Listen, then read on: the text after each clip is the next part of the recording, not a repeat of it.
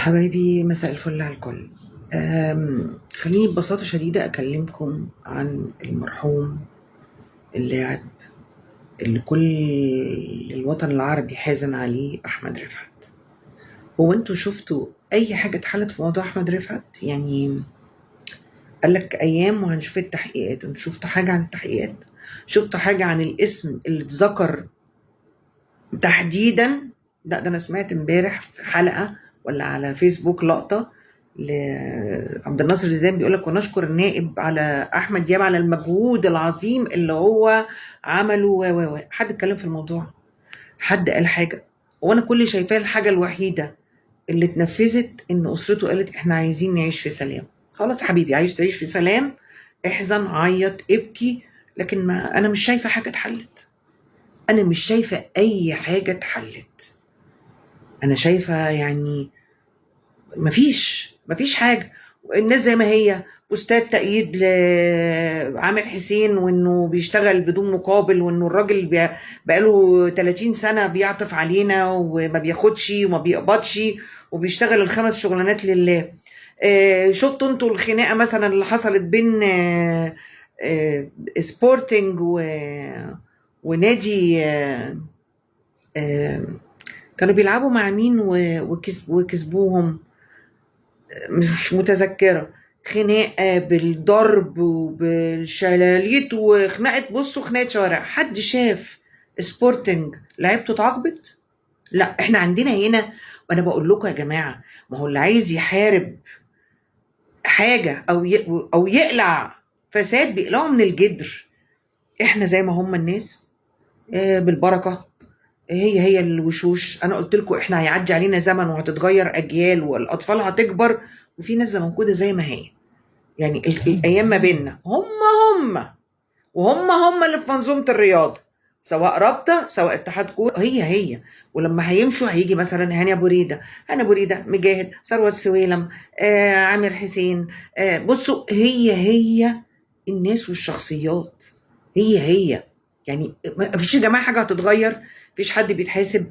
انت تعالى بص كم البوستات اللي نازله من الجمهور المنافس. والله هو سكريبت. لانه ايه بقى اول الحديث؟ ايه؟ اخواتنا الزملكاويه، ارجوكم تعالوا ننتبه ان مش عارفه كابتن شوبير جات رجليه في موضوع احمد رفعت وهو ملوش. اخواتنا الزملكاويه دي تخليك تقول الله، ده انت قبل البوست ده ب5 دقايق كنت بتشتم اخواتك الزملكاويه، وبعد البوست ده ب10 دقايق نزل بوست شتيمه في جت منين جمله اخواتنا الزملكاويه؟ سبحان الله، كل جروباتهم على الفيسبوك او صفحاتهم اخواتنا الزملكاويه، وابتدت الناس تطلع تنادي انه ازاي ولا والظلم ومش عارفه كابتن شوبير. انا لا بودين ولا بدافع، بس انتوا هو الى متى؟ الانتماء يخلي لما واحد يسب الدين يبقى بريء، ولما واحد يقول نيلي وشريهان يبقى عظيم، ولما واحد يغني اللعب يبقى عظيم، لكن لما واحد يقول الدوري في 100 عقبه فيتهاجم؟ لحد امتى انتوا؟ يعني هو الدفاع عن ايه؟ يعني هل الدفاع بالباطل وخلاص؟ هو الانتماء اللي طاغي؟ هو ده ملخص الحياه الرياضيه عندنا؟ يعني كل الناس اللي طلعت اشتكت من ظلم بقى ومن لعيبه، يا جماعه ده انتوا رمضان صبحي طلع بريء وطلع ما فيش منشطات، ما حدش اتكلم عن الموضوع غير يوميها بس بالليل، ازاي وليه وما اعرفش ايه وازاي حصل ومش ازاي حصل.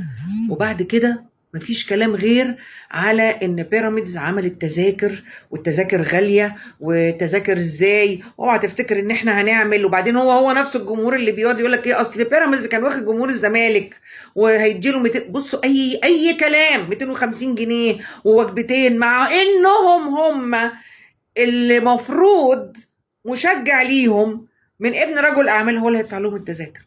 هم هنا حلال، يعني امام يمشي من الزمالك ويشتمهم ويروح عندهم، ده حلال. وجرائيه مشطشط يا حراق يا امه لكن رمضان صبحي يمشي، عبد الله السعيد يمشي، لا، ده انتوا هتتحاربوا وهتبطلوا كرة والخاين والعميل هي الدنيا ماشيه. وانا ملاحظه انه في سيطره كامله جدا. اللي بيتقال هم يتهموا اللي هم عايزينه، يتكلم الاعلام نفسه ما ناقش موضوع رمضان، ما حدش طلب رمضان صبحي وقال له ايه رايك في الموضوع. مين تشهير بالولد واثباتات من اول يوم اتحاد الكوره مطلع الخبر ان هو عنده منشطات. تعال قول لي هنا اتحاد الكوره اللي لسه موجود ده، اللي عرفته ان عليه غرامات 350 مليون جنيه، قول لي قضيه واحده حكم فيها ولما راحت الفيفا ما قالت لهمش ان قراركم غلط. حسين الشحات وقف الشيبي مش عارفه كام ماتش واديله 100,000 جنيه غرامه، الفيفا راحت قالت لا. رمضان صبحي في بتاع وهيتوقف وما يلعبش، راح الفيفا والمحكمه الرياضيه قالت له لا يلعب وده مش صح وخطأ. هو انتوا ساكتين عليهم ليه؟ هو انتوا بتدافعوا عن مين؟ هو انتوا ليه ما ناقشتوش الموضوع؟ هو انتوا ليه لما بتخشوا موضوع ما بتتكلموش؟ هو محدش ليه بيتكلم على احمد رفعت ان الموضوع لسه ما اتحلش لحد دلوقتي؟ احنا عرفنا مين اتحقق معاه ومين اتعمل. وبعدين كل بقى الصفحات بقول لك الاعلامي وهيرجع بقوه وهيحصل بقوه، هوب القناه المنافس بتقف عشان هو يمسك برنامج عشان نفضل نستمر في كده. انا بصاب بالاحباط واليأس. الاحباط واليأس، احنا يا جماعه لحد امتى هيفضل المنظومه الرياضيه على حالها؟ هي الاشخاص، والاشخاص دي تمشي ترجع هي تختفي 3-4 سنين ترجع كمان هي فشل، قضايا في اتحاد الكوره، قرارات خطأ عمر ما خدوا قرار وطلع صح وتحول لفيفا الا وخسرها. ما حدش بيهتم بمواضيع حد، ما حدش بقى بيتكلم على احمد رفعت، ما حدش يتكلم على موضوع رمضان صبحي، بقى كل شاغلنا الشاغل ازاي التذكره هتبقى كده وازاي، وبص بقى هنوريكم ودينا حجزنا التالتة كلها ودينا هو ايه ده؟ ايه العبث ده؟ ما تروح ماتش ولا ما تروحش ماتش، ولا تلاقي حد جاب لك تذاكر، ما حدش جاب لك تذاكر. ماتش السوبر هيتلعب في السعوديه، انت اصلا بتحتفل من قبل ما تسافر انك واخد البطوله. ما هو شوف الماتش اللي فات، احنا هنعيش العبث ده لحد امتى؟ احنا هنقعد لحد امتى نقول يا جماعه يا جماعه الخير لو سمحتوا عايزين نضافه في الوسط الرياضي والاعلام الرياضي ده، القنوات كلها ما بتتكلمش غير على التذاكر والهجوم على بيراميدز، وانتوا ويا سلام على عظمه الجماهير، يا سلام في 10 دقايق حجزوا التذاكر. انت هتقنعني ان حجز التذاكر ده؟ انت يا ابني رحت الماتش بتاع الوداد بالتقسيط وجبت التيم جماهير الزمالك جماهير عاشقه لناديها، بدليل انها بتروح الماتشات وبتشجع لاعبتها وبتشجع فرقتها وهي مش بتنافس اصلا على الدوري حبا في الزمالك. و100 مره اقول لكم احنا مش بنشجع علشان خاطر هو هياخد البطوله، احنا بنشجع حبا للفانيلا البيضاء ولاعيبه نادي الزمالك. فالنهارده انت ما تجيش تقول لي اصل انتوا بتاخدوا يعني هو انتوا بتجيبوا التفكير والحاجات دي ازاي؟ دي الحاجه واضحه وضوح الشمس. احنا لا حد قطع لنا تذاكر ولا حد جاب لنا ادوات تشجيع قبل كده ولا حد سفرنا ببلاش ولا حد صرف وجبات ولا حد بيعمل الكلام ده. حتى لما كان رئيس نادي الزمالك مستشار مرتضى منصور كان بيسفر اللعيبه وجاب لهم وجبات، ده من رئيس النادي. لكن دلوقتي العظمه في رئاسه النادي. بصوا الكابتن خطيب عمل ايه وحجز التذاكر ازاي. يا راجل ده انتوا حتى تناولكم للموضوع بتاعه قضيه عبد الله السعيد اللي برضه هنا اتحاد الكوره ومش عارفه لجنه ايه التظلمات حجزوا على فلوسه. وقتها بقى كان المحاكم المدنيه حلوه جدا، لكن الشيبي محاكم مدنيه زي انت تتوقف. فبيقول لك على عظمه بقى، شفت بالرأي على عظمه كابتن خطيب.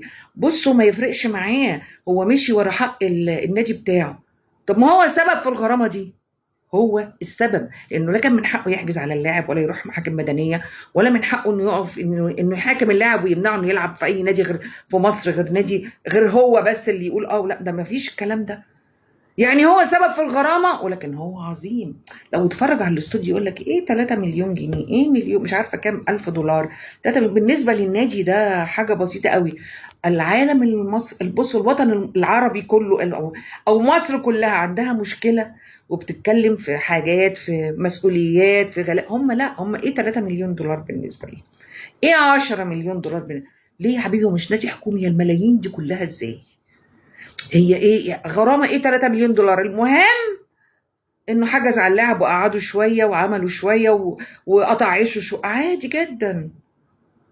هو احنا الى متى بنتكلم عن الغلط إنه صح والصح إنه غلط.